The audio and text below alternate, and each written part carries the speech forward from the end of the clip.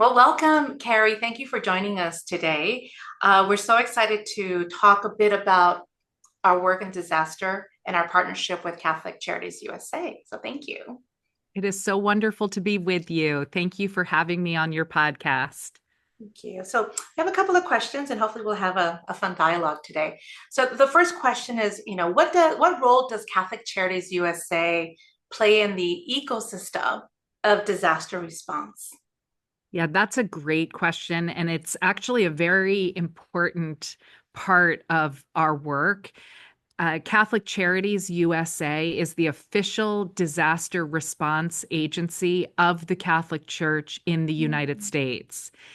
This detail I was not fully appreciative of prior to joining the Catholic Charities USA team. And I have been dazzled by how prominently this work features in our day-to-day work.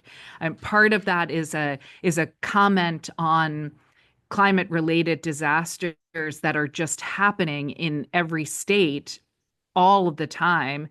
And part of it is a real tribute to our disaster operations team here at Catholic Charities USA, led by Kim Burgo.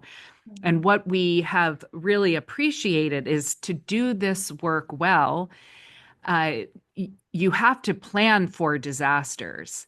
And so it requires an intentionality in training personnel in how to respond to disasters. And our disaster response team here in our headquarters in Alexandria, Virginia, regularly trains personnel from the entire Catholic Charities ecosystem across the country.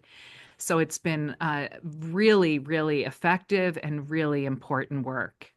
That sounds amazing. Very thorough, very thoughtful. Thank you. And Jason's here as well, joining the conversation. Hi, Kerry. It's so good to see you. We were just talking a bit about the last time we spoke, and so glad to have this conversation with you. We've been a longtime supporter of Catholic Charities USA, and obviously there's so much that Catholic Charities is engaged in our local communities and assistance to um, folks in need. Uh, but a lot of the work that we've done has been around responding to disasters. We know that the disaster response, disasters happen more frequently. They become much more intense. The needs in the community are highlighted. How has the response from Catholic Charities USA evolved in the last few years? Well, I was fascinated by this exact history. For we are now 115 years old, Catholic Charities USA. I mean, more than a century, we have been in local communities, essentially responding with compassion and mercy to the disasters that befall individuals or individual families. We have been there to provide food, nourishment, job training, consolation, assistance to individuals who are experiencing their hardest days, frankly, for a whole variety of reasons. And that has been why we exist. It remains, responding to human suffering and alleviating that human suffering remains a core piece of Catholic Charities' mission. But in the aftermath of Hurricane Katrina, which we are now celebrating its 20th anniversary this year, in the aftermath of that, it dawned on one of my predecessors and the leadership team at Catholic Charities USA that all along we are in communities responding to human suffering. It stands to reason, therefore, that we should be well positioned to respond to communal suffering. And that insight really led us to invest in and commit to a disaster response team. and to prioritize this work. And I think what is so important about this work in this context is that many of our partners, let's take the Red Cross, for example, a disaster happens, the Red Cross will mobilize, but we are there before, during, and after the disaster. We are in and of the community itself. We are there for the long haul. And that is a very important piece to the role that we play. The other evolving piece of that is that Catholic Charities is first and foremost there for the most vulnerable, the poorest people in all of our neighborhoods and communities across all 50 states and 5 US territories. In a time of disaster, it is the poor and vulnerable who are disproportionately impacted. And that becomes our special focal point in times of disaster and in the months and years of recovery. Thank you. It brings up to the point and a quote that I've heard before, that disasters lay inequities bare. That those folks who were struggling before the disaster are hit hardest by the disaster, and will continue to struggle if we don't recognize that. And one of the things that I think is a strength of Catholic Charities USA is the network of Catholic Charities organizations around the country, the relationships they have with the community, and a couple innovations over the last few years that we've been happy to support has been around this idea that it's not a matter of if a disaster happens, but when it happens. And like you said, you're there already. You have the relationships in the community. Our funding has shifted from one of response to one of being proactive. And in the last couple of years, we've been partnering with Catholic Charities USA, providing funding upfront, because we know those folks are going to be deployed or be active already. And it changes the way that we're hoping that changes the way that philanthropy responds, that it's not just response, but it's a proactive investment. Can you talk a little bit about the role of philanthropy and maybe even faith-based philanthropy and in how it's evolved Catholic Charities USA's approach? Jason, so this is one of my favorite themes to speak about. So I'm so grateful for the question. First of all, it's just a joy to be with you and Gabby because we know each other from our association with Fatica, foundations and donors interested in Catholic activities. And in that capacity, I am part of one of the member agencies, the Raskop Foundation for Catholic Activities. And I literally grew up in the culture of faith-based philanthropy. And I know how important faith-based philanthropy is. And part of it is that it is predicated on relationships, like knowing we are in relationship with one another, that humankind is our family. And when your family is in crisis, you do everything possible to affect healing and reconciliation. When your brother or your sister is in need, you step up to the plate and you are called to be generous. So this kind of kindred spirit in which we are operating is absolutely essential, because when you develop healthy, wonderful relationships, the trust is implicit there. And that allows a phenomenally important foundation in times of crisis, when time is of the essence. I don't know that your listeners fully appreciate how well you all exercise faith-based philanthropy. And I can share firsthand, in the context of what we're discussing about being proactive about disasters, what you all have done in relationship with Catholic Charities USA is anticipated that there will be hurricanes and floods and tornadoes and wildfires, that people's lives will be upended. We don't know when or where, but we can assume that no place is immune from potential disasters. And you've recognized in Catholic Charities USA an infrastructure that exists. We are 168 local Catholic Charities agencies in all 50 states and 5 US territories and the District of Columbia. And so you have so proactively, smartly, and generously allowed for us to hold annual disaster trainings for the entire network and regional disaster academies to bring even more people together by region. And the beauty of this is that, first of all, training people is absolutely essential.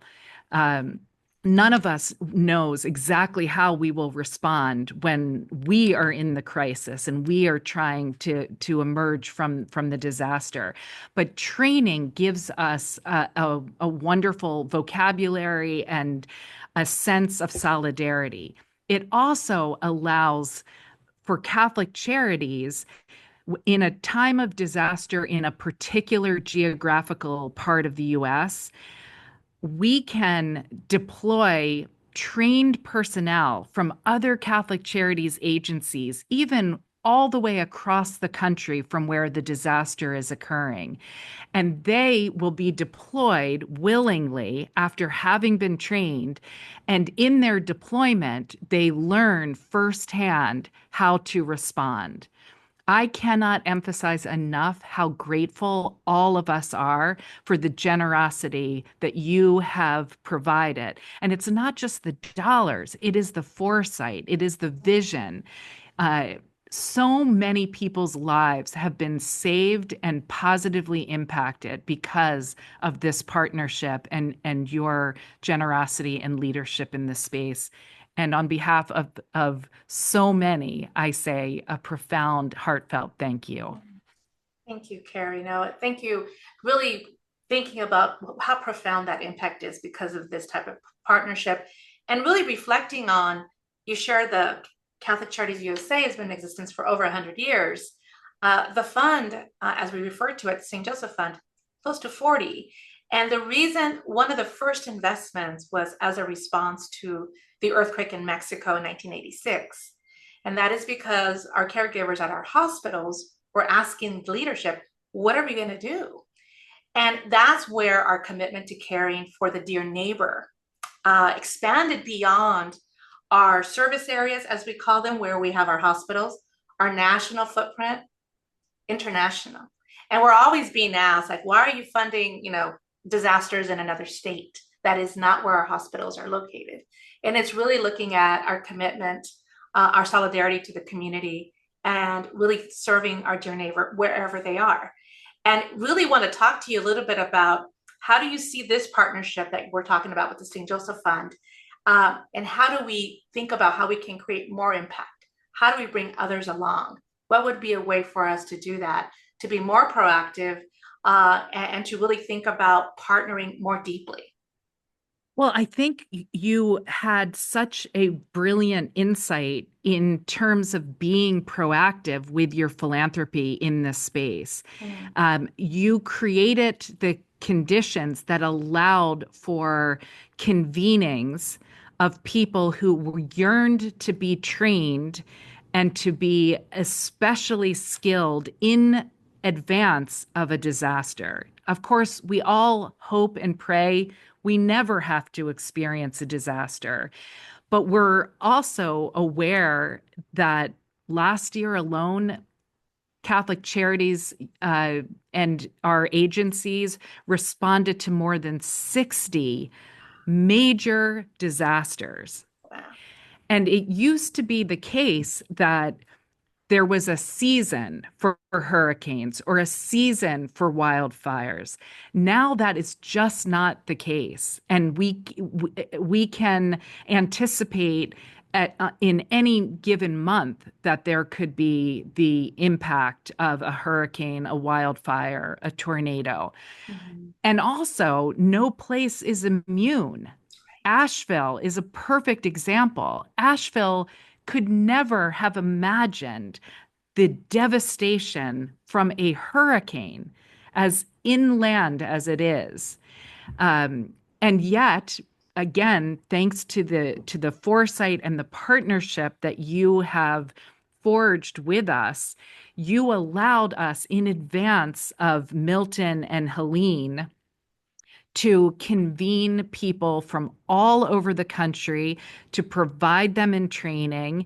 And it's not just connecting the network of Catholic Charities to one another. That is deeply important. Mhm. But it's also your generosity has allowed us to be intentional in each of our local communities to identify other collaborators outside of the Catholic Charities network, people who have goods to deploy, for example, in a time of disaster. So this bringing together the civic leaders or the community leaders, having them know each other, develop friendships, Mhm. foster trust, and be trained in what to do when a disaster strikes is absolutely invaluable. And I just encourage you to keep thinking strategically along those lines and know the value that your generosity has really provided in terms of impact. Thank you. Thank you. Yeah, this is, we really see this as a partnership. And we've been trying to redefine how a funder and a grantee relationship goes. Usually there is that power dynamic, and there is one where there is, the donor is either making the donation and makes a grant or gives a check, and then there's no communication for 6 to 12 months. Um, or it's very top down, or it's very transactional. What we've been trying to do is one where it's much more of a partnership. It's authentic. We happen to come to the table with a little more resources, monetary or other technical resources that we can share. Um, but you mentioned it being a relationship, and that what we're trying to do not only between the fund and the Catholic Charities, but also with the communities, is to build community, to support community, because there will be another challenge, there will be another disaster, unfortunately, um, whether it be a natural disaster or man-made disasters due to different policies that we see out there, human displacements because of conflicts and such. Um, and so it's about coming together. I really keyed in on what you said about coming together there. And so I feel that we've had a good relationship between our organizations for many years, and it's evolved to this point. What's the message or what's the lesson that goes out to the other funders in the community, to the other nonprofits in the community about how to support this kind of work? Honestly, I am a big believer that generosity is humankind's birthright, that we are all called to be Right. generous, and also we are called to be catalysts to inspire generosity in others. And you all know this because you have such a long, wonderful history of being formally generous. And you know how rewarding it is to do the hard work of excellent philanthropy. And you can measure the impact, you can see the difference.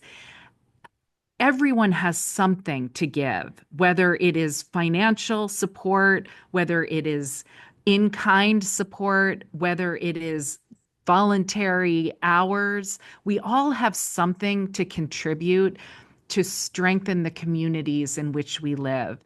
And as people of faith, we're called especially to have a preferential concern for the poorest and most vulnerable. And I think, we could have a conversation about all of the challenges that we're experiencing in the world today or in the United States, or, we could go into detail about the challenges. One of the things I've been so struck by is that in a time of crisis, in a time of a disaster, people rush in to help, Mm. and they don't stop to see, hey, do we vote the same? Do we read the same periodicals? People just, that's when you see humankind at its best. Mm. And what I have so valued about your philanthropic approach is you're not waiting for the disaster in order to set the stage for those meaningful opportunities for people to give and contribute what they do best. You're recognizing who are the best, who are doing this work. Let's invest in them, and let's set the stage for other partners to come together in times of peace, and when there's not a disaster looming. And you're allowing us to create and build upon those relationships, those partnerships, those collaborations, to identify what is needed in a time of disaster. Let's make sure that those institutions and people have a seat at the table. It's just brilliant how you have prioritized that and how you have entrusted us to carry out your vision. And I just look forward to many more years of working together with you and dreaming up what's next. It's amazing. Thank you so much. I mean, you're so inspiring, and thank you for the opportunity to partner with Catholic Charities USA. One of the questions that you probably get asked is what keeps you going in this work? Because, you are a servant leader. You have your lived experience in your family's foundation and in your career. So what is it that keeps you going? What inspires you, Kerry? Well, at Catholic Charities USA, honestly, it is as though it is the fulfillment of a lifetime of dreaming and praying to be particularly used in this moment, in this role. What keeps me going at Catholic Charities are the people and the mission. Mm. I like to say, as I travel the country, visit each local agency and meet the staff and the volunteers and the board members and the donors, it is a prophylactic against the temptation to despair. Mm.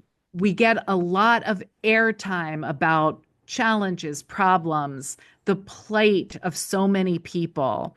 And all of that is real. I don't want to minimize Right. the human suffering that is occurring. Mhm. What gets less attention are the millions and millions and millions of examples of people being merciful, listening deeply, providing nourishment, um, beholding one another, holding up human dignity. It is so extraordinary, the capacity of humankind to care for one another, and especially for those especially vulnerable. That keeps me going. 100% keeps me going. And I'm so proud that this is an important apostolate of the Catholic Church where faith is central. And of course, you all know that we don't care for only Catholics. We care for Right. people of any faith, of no Right. faith. The great expression is we don't care for people because they are Catholic. We care for people because we are Catholic. And Exactly. there's no greater expression of faith than really being so other centered and being an intentional source of consolation, of mercy, of aid, and of hope. that keeps me going. We've known each other through the work, but I thought it'd be really good to start out to think about what led you to this work. What led you not only to the field and the work, but also eventually to Catholic Charities USA. Well, as you all know, my background is in Catholic philanthropy. Oops, I'm sorry about that. I'll start over. I don't know why all of a sudden we got a big ding, but okay. Um, so we're starting over. Uh, well, as you know, Jason, my background is in Catholic philanthropy. I'm part of a family that has an 80-year history of serving the Catholic Church at the local, diocesan, national, and international level through the instrument of a private family foundation, the Raskob Foundation for Catholic Activities. And our great grandparents wanted all of their resources to be used exclusively to support the Catholic Church in any and all ministries anywhere in the world. And they wanted their children and descendants to be invited to serve as volunteers, as members of the foundation, to review proposals and otherwise immerse ourselves in the life of the church. So from the youngest age, I have been exposed to the church at its very, very best, usually in the form of women and men, ordained religious and lay from all over the globe who are bringing their faith to bear on responding to the needs of humankind. And Catholic Charities, of course, was a prominently featured example of this work to care for poor and vulnerable people from as early as I can remember. But I was really seeing that always through the lens of philanthropy. I remember being so drawn to the women and men who were living out their faith by responding to poverty, by responding to deprivation, injustice, war. They were peacemakers, they were humanitarians, they were sources of mercy and consolation. And I thought to myself, they are seeing the worst of what humankind can do to one another and to our common home. And yet, their faith compels them to act. They don't look away. They stand and act to bring an alleviation to that suffering. They advance justice in the face of injustice. They sow the seeds of peace. They provide education and healthcare and healing. And I just thought these are among the most joyful people I've ever encountered. How can it be that they see what they see, behold what they behold, and still have this inner freedom, this interior freedom, and this palpable sense of joy? And I really want it to be like them. As a kid, I want it to be like them. I felt like they had the secret of life figured out. But then I quickly thought to myself, I will never be that holy or that selfless. So please, God, like, help me do something with my life that may have some positive contribution to make to these heroes and heroines.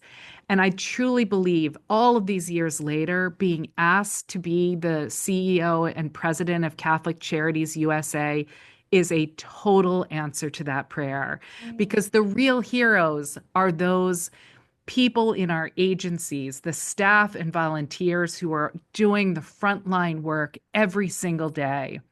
And they are the reason for our hope. They are our faith at its very best. They are actually America at its very best.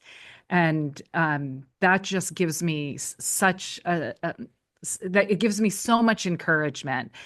Catholic Charities USA is a membership organization of 168 local Catholic Charities agencies, each of which has its own leader, its own relationship with its local ordinary, its bishop, its own board of trustees, its own communal needs, and its own strategies.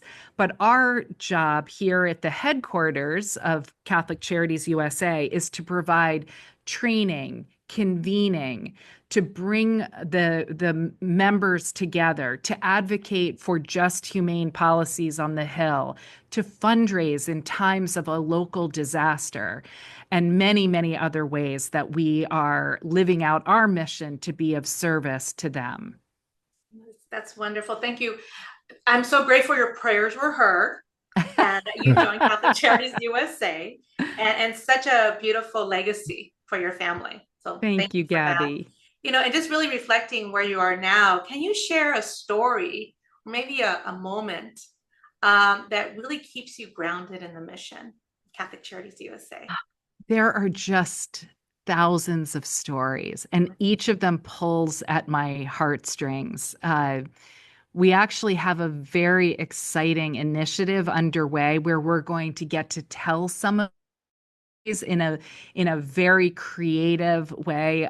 We have partnered with Lilly Endowment, and they have invested in us as part of their Christian storytelling initiative, and we are just very excited to be able to tell the stories from the field. But one thing really strikes me in the context of our conversation about disaster response and about generosity and neighbor love. And that has to do with a former CEO of a local Catholic Charities agency whose own home was destroyed in a fire during a wildfire disaster. And he and his wife were fortunate in that they had insurance. So they were given money in the aftermath of losing everything in that fire.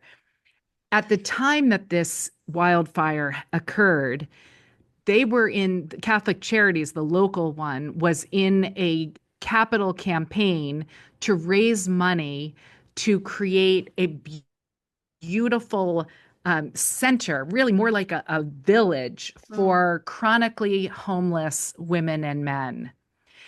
And the capital campaign was doing great. They were well on their way, but they weren't at the finish line. And this CEO, instead of taking all of that insurance money and buying a new home, Right. he and his wife moved into a very modest apartment and donated the rest of it to that capital campaign so that chronically homeless people would have a place of repose um, and service. And I just thought, that story is dramatic and beautiful, but it's played out over and over and over again. Generosity begets generosity. And it just is so incredibly inspiring to me how deeply good the people who are part of Catholic Charities in this country are. That's amazing, just to think about all of the leaders there and how grounded they are in the mission, even in times of personal challenges. So It's thank you so for true. sharing this story, Kerry. Thank you so much. Personal challenges. So It's thank you so for true. sharing this story, Kerry. Thank you so much. Well, it's been wonderful to be with you both. I am so grateful for your friendship, for your own example of leadership. And we're very fortunate to be in this meaningful work together. Thank you. And it's our honor to be with you and Yes. to partner with you in this endeavor and into the future, because there is a future that we are building together. So, and the next time we'll be together, hopefully we'll be in person doing something like Definitely. this. Amen. Amen. Thank you, Kerry.